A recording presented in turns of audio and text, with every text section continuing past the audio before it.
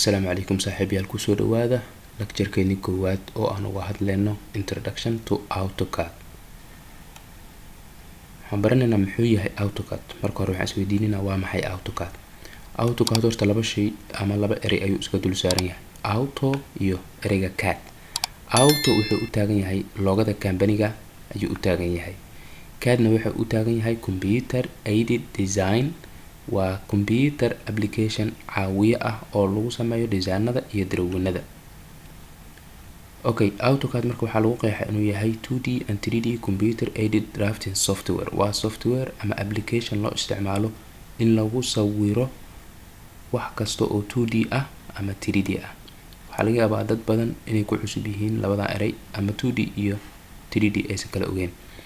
sawirkan aan kuu dhigo meesha si aad u kala fahanto. wax kasta oo real world ama dunida aan ku noolnahay saaran waa 3D. tusaale ahaan boxkan oo kale waa 3D, laakiin markaan ka hadlayno markaa wax analyze gareynayno ama calculations aan sameynayno, idealization ayaa la sameeyaa ama wixii in la simplify gareeyo ama la fududeeyo. tusaale ahaan hadda cube-kan oo idil maxaa la sameeyey, mathalan ba kasoo qaad inta inuu height-ka yahay, intana inuu yahay length, intana inuu yahay width-ka kasoo qaad. marka maxaa laga soo qaataa hadda meeshan sida ujeedo qaybta hashidka ah ama color-ka leh waxaa laga soo qaatay height iyo length. so marka waa inta badan marka aragno marka lagu yiraahdo area square-ka area raadi marka lagu dhaw waxa isku dhufataa h iyo l ka isku dhufataa, ama hadda dhinacan width u baxsato width-ka iyo length-ka isku dhufataa. rectangle-ka sidoo kale waa ujeedaa markuu 3D yahay waa qaabkan, waa box-kiyo caadi ah. laakiin marka lagu yiraahdo 2D laba dhinac laga soo qaaday, yani 2 iyo 3 maxaa u dhaxeeya 1 ka halkan uu ka maqan, walka hanka ka maqan waa length-kan dhinacan ah waa.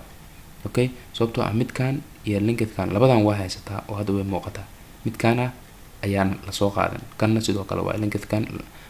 cabirkan lama soo qaadan. sidoo kale marka waxaa lagu sameeyaa 2D iyo 3D labadaba waa software loo isticmaalo. waxaana inta badan waxaa loo isticmaalaa inta badan architecture-ka markii naqshadaha iyo wax la midka la sameynayo. sidoo kale construction-ka waxa waa ugu soo galaa uu darweyno badanaa ku jiro sida structural-ka iyo electrical-ka iyo waxyaalo badanaa soo hoosgalayo. sidoo kale manufacturing marka wax soo saaritaanka la yiraahdo asagana sidoo kale waa loo isticmaalaa. marka wuxuu caawinaa dadkan kala duwan wax sawir wuxuu ka caawinaa si gaar ah weliba architectures-ka iyo construction engineers-ka wuxuu ka caawinaa in ay sameeyaan blueprints. waxaa lahaa warqadaha waaweyn ee la daabaco ee yacni injineeradu ay soo sawiraan si loo fuliyo ama mashaariicda waaweyn loo sameeyo si ayagoo reality ah ama caadi ah loogu dhisi lahaa. iyo engineering plans-ka sida waxaa kamid ah engineering plans-kaas waxaa kamid ah structural drawings-kii,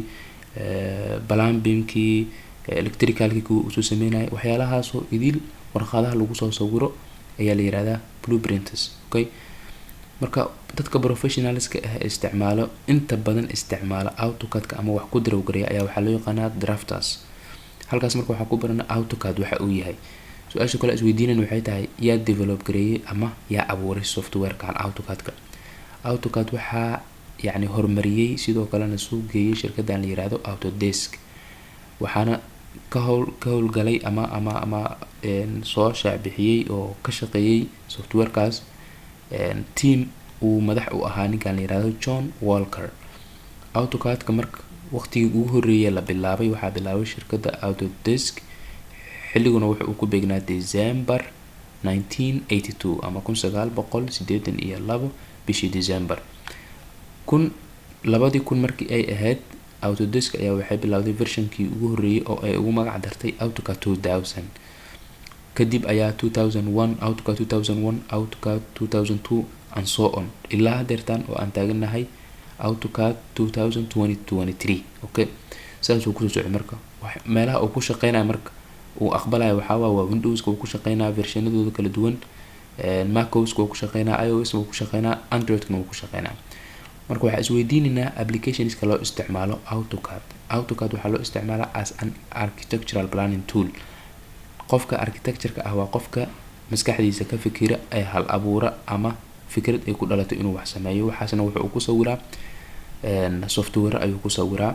oo ay qayb ka yihiin amaba ay ugu caansan yihiin AutoCAD-ka. AutoCAD-ka sidoo kale waxaa loo isticmaalaa engineering drafting tool ahaan oo yani dadka engineeringka waxyaalo badan ay soo hosgelaya structuralka electricalka mechanicalka naftirkooda waxyaalahaas oo dhan waxbay ku darowgalaystaan markii loo qaybtaas sidoo kale AutoCAD waxaa loo isticmaalaa as a graphic design tool dadka graphic designers la yiraahdo oo logooyinka sameeyo ama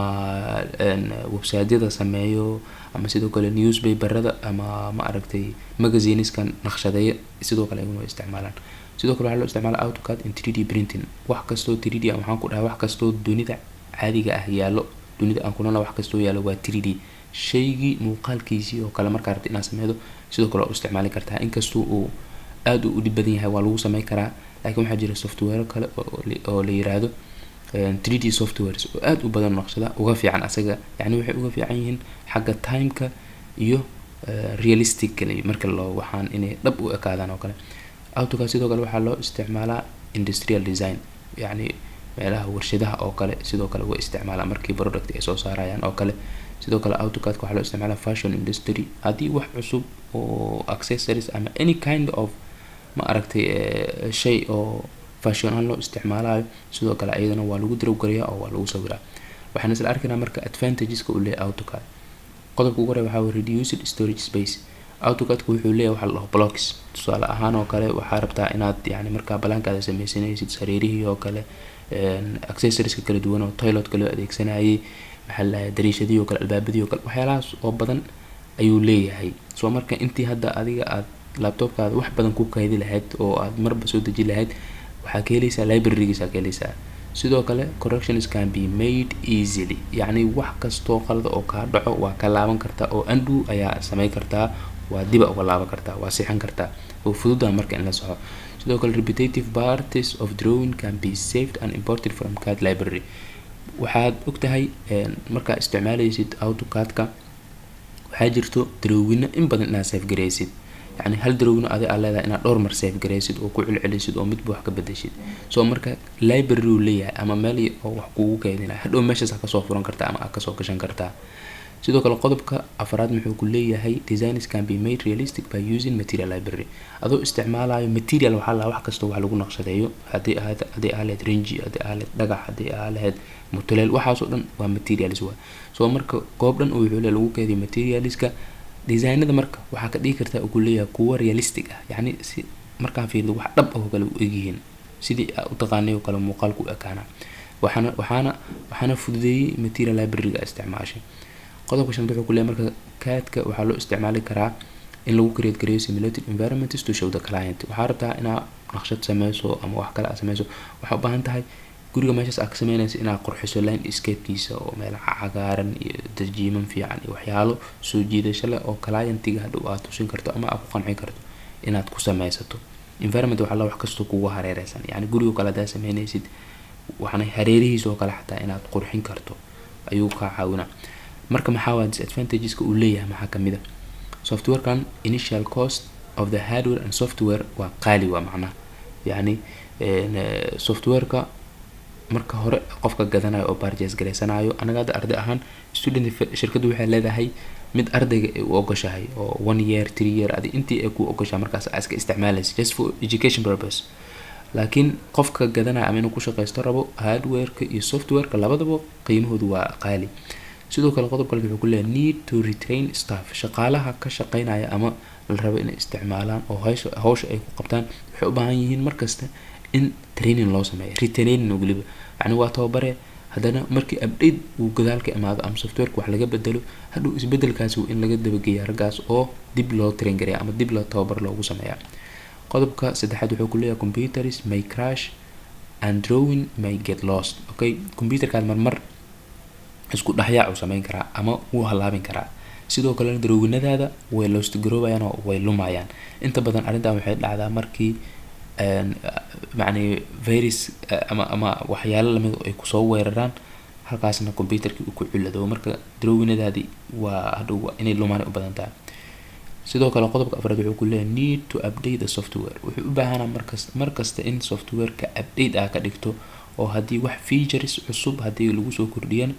iyo wax kasto oo yani update oo dib ka imaado inaad la socto ayuu kaaga baahan yahay cashirkeena halkaan aan ku soo gabagabeynina waxaa inoo balana cashirka labaad insha Allah